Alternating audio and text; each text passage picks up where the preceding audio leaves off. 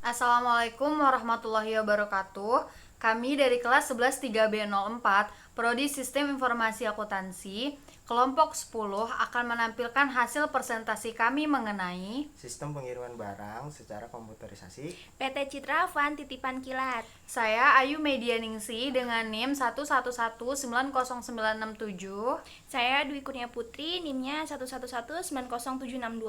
Saya Vika Adiptian dengan NIM 111922021. Latar belakang dari Tiki ini adalah seiring dengan berkembangnya zaman, kebutuhan manusia untuk mengirimkan barang dari satu ke tempat yang lain semakin tinggi. Dampaknya adalah semakin banyak bermunculannya jasa pengiriman barang dan kompetisi antara penyedia jasa tersebut. Salah satunya adalah Tiki. Tiki sendiri mempunyai makna titipan kilat. Resmi didirikan pada 1 September 1970 melalui Bapak Suprapto dan Nyonya Nuraini Suprapto sebagai perintis usaha dan pemegang saham. Tiki sendiri bergerak di bidang jasa pengiriman barang. Maksud dan tujuan kami tujuan peneliti adalah untuk mengetahui tentang Tiki dan untuk mengetahui sistem informasi pengiriman barang dan dokumen. PT Tiki yang bernama resmi Citra Van Titipan Kilat didirikan pada tanggal 1 September 1970 oleh Bapak Suprapto dan Nyonya Nuraini Suprapto yang juga bertindak sebagai pemegang saham. Dalam jangka waktu setengah tahun, Tiki telah mampu melayani seluruh pelosok di negeri. Untuk menjamin kualitas terbaik, saat ini Tiki telah memiliki lebih dari 800 titik pelayanan yang mampu menjangkau berbagai pelosok dalam negeri maupun luar negeri. Tiki berkembang mendirikan beberapa anak perusahaan Tiki sebagai bagian dari Tiki Group, yaitu TKS, Titipan Kilat Suprapto, bergerak di bidang kargo. Yang kedua ada Tikita, Tiki Wisata, bergerak di bidang travel dan wisata. Dan yang ketiga ada Tikindo, Tiki Logistik, bergerak di bidang logistik. Identifikasi pemakai sistem dan seluruh tanggung jawabnya. Ada kurir di agen Tiki sebagai pengantar barang kepada penerima. Yang kedua ada admin, bertanggung jawab sebagai melayani pelanggan yang akan mengirimkan barang melalui Tiki. Ada operator, bertanggung jawab sebagai merekam data barang yang keluar masuk dan ke Tiki lain. Selanjutnya ada pengirim barang, bertanggung jawab sebagai orang yang akan mengirimkan barangnya dengan menggunakan Tiki. Ada penerima barang, bertanggung jawab sebagai penerima dari barang yang dikirim. Ada inbound, adalah aktivitas sistem untuk merekam data barang yang masuk ke Tiki lain dari Tiki setempat. Ada outbound, adalah aktivitas sistem untuk merekam barang yang akan dikirim dari Tiki setempat ke Tiki lain karena keterbatasan Tiki setempat. Selanjutnya ada delivery runset atau DRS, adalah aktivitas perekaman data barang sebelum barang dikirimkan oleh kurir dari Tiki kepada penerima. Selanjutnya ada POD. POD adalah aktivitas merekam data pada saat pelanggan akan mengirimkan barang melalui Tiki. Yang ke-10 ada transit. Aktivitas merekam data barang yang akan dikirim oleh Tiki setempat ke subtiki jika ada untuk mempermudah menjangkau wilayah. Prosedur sistem berjalannya Tiki. Ada prosedur pendaftaran, ada prosedur pemeriksaan barang kiriman, ada prosedur pengiriman, dan ada prosedur terima barang. Apa itu saja ini bisa dapat kita baca bersama. Selanjutnya ada alur sistem terima barang.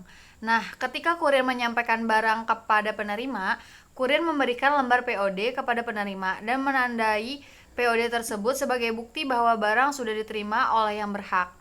Nah, ini ada database-nya. Database karyawan terdiri dari nick-nya, nama karyawan, dan status atau jabatan. Kalau untuk data pengirim itu ada nomor pengirimnya, ada nama pengirim, ada alamat, ada nomor HP ataupun nomor telepon dari pengirim tersebut. Dan kalau data penerima ada kode tujuan, ada alamat penerima, ada nama penerima, dan lama sampainya. Selanjutnya ada data pengiriman paket atau dokumen. Itu terdiri dari ada nomor resinya, ada nomor pengirim, ada tujuan kirim, ada nama paket, jenis produk atau layanan.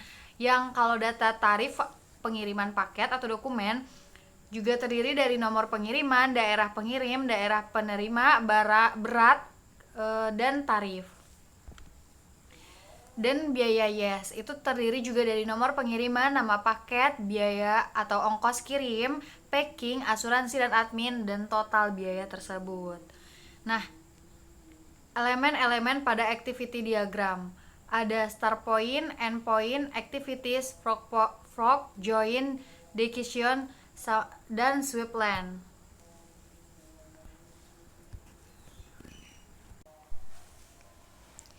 Di sini ada ACT perusahaan Tiki. Nah, ACT perusahaan Tiki itu terdiri dari customer, admin, bagian gudang, sama kurir.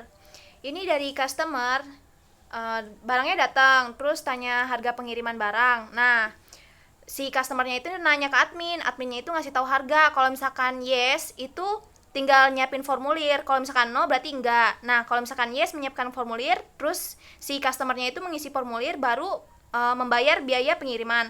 Nah, dari habis bayar pengiriman, si adminnya itu menerima pembayaran, terus menerima resi. Habis itu ngasih resi, baru mengirimkan barang. Nah, si adminnya itu menerima barang dan memberikan barang ke bagian gudang. Nah, dari bagian gudang baru si kurir mengambil barang dan barang itu baru fix dikirim. Nah, ini ada dokumen masukan. Dokumen masukan terdiri dari nama dokumen, fungsinya, sumber, tujuan, media, jumlah, frekuensi. Di sini ada data customernya, data barangnya, terus sama customernya, admin, komputer, sama jumlah barangnya, sama setiap ada pengiriman barangnya. Di sini ada dokumen keluaran. Dokumen keluaran contohnya seperti ini. Itu ada resi pengiriman, untuk bukti pengiriman, fungsinya, sumbernya itu dari admin, tujuannya itu untuk customer. Terus medianya itu ininya tuh kertas gitu. Terus jumlahnya itu berapa, sama frekuensinya setiap ada pengiriman barang baru. Use case diagram. Use case diagram itu merupakan gambar dari beberapa atau seluruh aktor dan use case yang bertujuan mengenali interaksi mereka dalam suatu sistem. Di sini ada aktor. Aktor itu untuk mewakili peran orang, sistem yang lain atau alat ketika berkomunikasi dengan use case. Generalisasinya itu untuk menunjukkan spesialisasi aktor untuk dapat berpartisipasi dengan use case. Use case ini abstraksi dari interaksi antara sistem dan aktor. Include-nya menunjukkan bahwa suatu use case seluruhnya menunjukkan bahwa suatu use case seluruhnya. Association, abstraksi dari penghubung antara aktor dan use case. Extend-nya itu untuk menunjukkan bahwa suatu use case merupakan tambahan fungsional dari use case lainnya jika suatu kondisi terpenuhi. Di sini ada contohnya use case perusahaan Tikinya itu seperti ini, dari admin, terus login, menu master, menu laporan. Terus ini mengelola data barang, mengelola data parkiran, mengelola data customer, sama mengelola data kurir. Di sini ada activity diagram. Activity diagramnya sama seperti tadi yang udah dijelasin, contohnya sama sih. Ini ERD-nya. Apa itu ERD? ERD itu Entity Relationship Diagram. Adalah suatu model untuk menjelaskan hubungan antara data dalam basis dan berdasarkan objek-objek dasar data yang mempunyai hubungan antar relasi. ERD itu untuk memodelkan struktur data dan hubungan antar data. Untuk menggambarkan digunakan beberapa notasi dan simbol. Nah, simbol-simbol ERD ini terdiri dari entitas, nama atribut, nama kunci primer, nama atribut, nama relasi, dan association. Nah, di sini ada entitas. Entitas itu merupakan data inti yang akan disimpan bakal tabel pada baris data. Benda dan memiliki data dan harus disimpan datanya agar dapat diakses oleh aplikasi. Aplikasinya itu komputer. Penamaan entitas merupakan nama tabel. Keduanya ini ada atribut. Atribut itu file atau kolom data yang butuh disimpan dalam suatu entitas. Atribut kunci primer di sini adalah file atau kolom data yang butuh disimpan dalam suatu entitas dan digunakan sebagai kunci akses record yang digunakan sebagai kunci akses record yang diinginkan. Biasanya berupa ID. Kunci primer dapat lebih dari satu kolom asalkan kombinasi dari beberapa kolom tersebut bersifat unik, beberapa tanpa ada yang sama.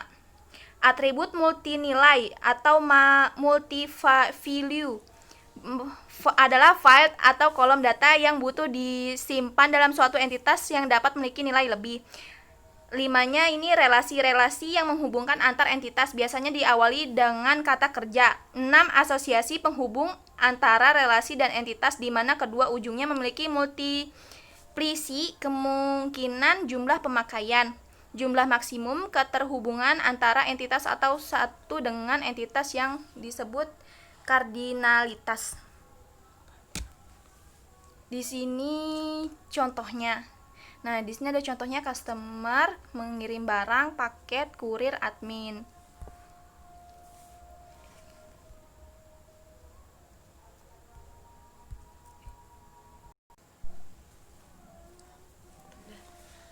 Di sini ada yang namanya LRS.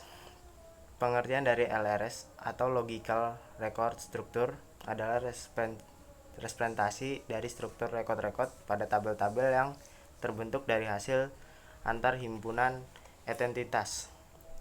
Menentukan kardinalitas, jumlah tabel, dan foreign key atau bisa disingkat dengan FK sebagai berikut. Yang pertama itu ada one to one, satu entitas berhubungan dengan paling banyak satu entitas lain. Yang kedua ada one to many, satu entitas dapat berhubungan dengan lebih dari satu entitas lain.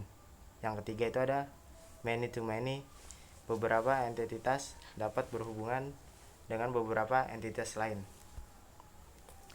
Di sini ada contohnya customer, ada nama customer, ada alamat customer, ada ID customer, ada nomor HP-nya. Nah, di sini untuk paketnya itu juga ada alamatnya, nama barangnya apa, beratnya berapa, terus jasa paketnya itu berapa. Nah, untuk pengirimnya itu ada kurir, nama kurir, ID kurir, sama alamat kurir. Nah, yang keempat ini ada admin, namanya, nomor HP-nya, sama ID admin tersebut. Di sini ada spesifikasi file. Spesifikasi file data customer, nama database, nama file, tipe filenya apa, akses file, panjang record, file key. Terus di bawahnya itu ada contohnya, ada tabelnya juga. Yang pertama itu ada identitas customer, yang kedua itu ada akronim atau bisa ID customer, tipe, panjang, dan keterangan. Di sini ada spesifikasi file data paket, ada nama database-nya, ada nama filenya, ada tipe filenya, ada akses filenya, ada panjang recordnya, ada file key-nya juga atau bisa disebut dengan tujuannya. Di sini ada kolomnya yaitu elemen data, akronim, tipe, panjang, dan keterangan. Kalau di sini ada spesifikasi file data admin, ada nama database-nya, nama filenya, tipe filenya, akses filenya, panjang record, file key-nya. Di sini juga sama kolomnya, ada elemen data, akronim, tipe, panjang, dan keterangan. Di sini juga ada spesifikasi file data kurir. Ada nama database-nya, ada nama filenya, ada tipe filenya, ada akses filenya, panjang recordnya, file key-nya juga ada atau bisa disebut juga ID kurir. Dan di sini ada juga kolom-kolomnya sama ya, elemen data, akronim, tipe, panjang, dan keterangan. Kesimpulannya adalah berdasarkan analisis dan pembahasan yang telah diuraikan pada bab sebelumnya dan hasil rancangan serta implementasi sistem informasi, pengiriman paket dan dokumen, maka diambil beberapa kesimpulan sebagai berikut. Yang pertama itu ada, dengan adanya sistem pengiriman paket dan dokumen ini dapat memberikan kemudahan kepada instansi yang terkait untuk melakukan pengolahan data, pengiriman paket dan dokumen. Yang kedua, itu sistem ini merupakan sistem yang baik karena segala hal pencatatan data user, data paket, data kotak, dan transaksi pengiriman paket dilakukan dengan memasukkan datanya pada program sistem ini.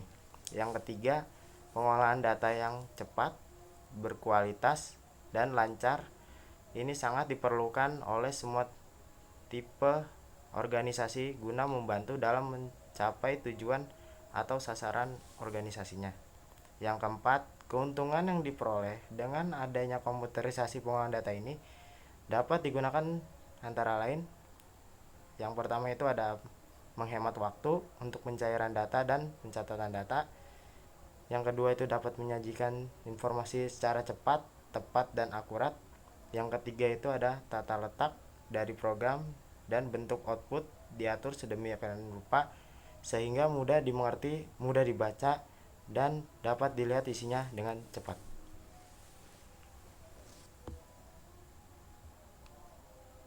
Ya. Demikianlah hasil presentasi dari kelompok kami. Terima kasih atas perhatiannya. Semoga presentasi kami dapat menambah wawasan teman-teman sekalian. Dan apabila ada tutur kata dari kami yang kurang berkenan, mohon untuk dimaafkan. Terima kasih, sampai jumpa. Wassalamualaikum warahmatullahi wabarakatuh. Dadah. Thank you.